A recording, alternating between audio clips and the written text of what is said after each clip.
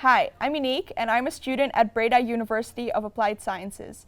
Today we're going to talk about the subject of grief and how BOAS can help you with it. I'm here today with Hermine Schippers and she is the student and grief counselor here at BOAS. So Hermine, do many students experience grief? We see this regularly. It's more than losing a loved one. It's also having to deal with a separation of parents, losing your health, maybe brothers or sisters who have severe circumstances. Loss actually is everywhere. Yeah. So what is actually offered within BOAS for students? First of all, students can approach me for individual coaching. And we like to offer a BEST training, a support group for students who have lost somebody. Sounds interesting and also good that BOAS has this. So when is actually the time, when should a student reach out? When they have complaints or they are stuck with it. The best way to deal with grief is actually to lean upon your loved ones that still surround you, but that's not always the case. Yeah. So actually it doesn't matter when students reach when the grief happened. For the group that we intend to do, it's better that it's a little while ago, like 3 months. For individual coaching, it doesn't matter. Yeah. Okay. Well, you just mentioned being stuck actually. Can you maybe explain a little bit more about what it means to be stuck? Yeah, so some students have the tendency to carry on with their life just as nothing has happened, while others they stay in the pain, and therefore that's also very problematic for them. Of course, you have also the students that are somewhere in the middle, and they still may be in need of support. And you talked about like a group. What is the added value of a group, a support group, versus the individual coaching?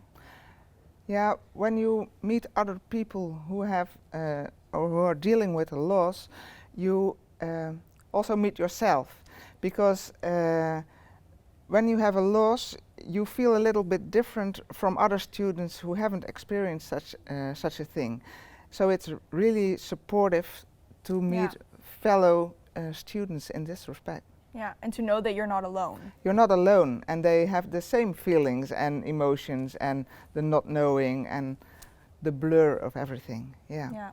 Really nice that you have these support groups, but yeah, I immediately get this idea that you all sit in a circle actually, and like in the movies, but I understand there's also some exercises or activities, so can you tell us a little bit more about that?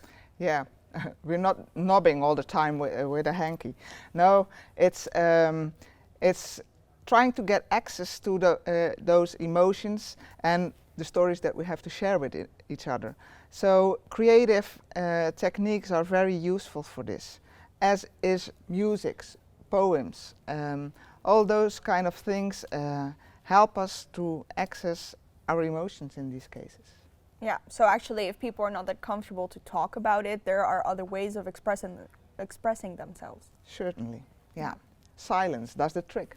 So is it a one-time thing, or would people come for multiple sessions, or how does it work? When we start a group, we will do an intake before we start the group even. I do this together with the student psychologist, Lucienne van Hooijdonk, and we organize the training together too. After the intake, we have like 5 or 6 sessions, I think 6. And afterwards, there's also the possibility to meet again, just to see how you're doing. Or if another piece of grief pops up again, you're always welcome to make another appointment. Yeah. So actually, the skills they take on and the support is actually always there. Yeah, as long as you study at BOAS. Yeah. Wow, interesting. I think a lot of students could make use of these services. So where can they get in contact with you?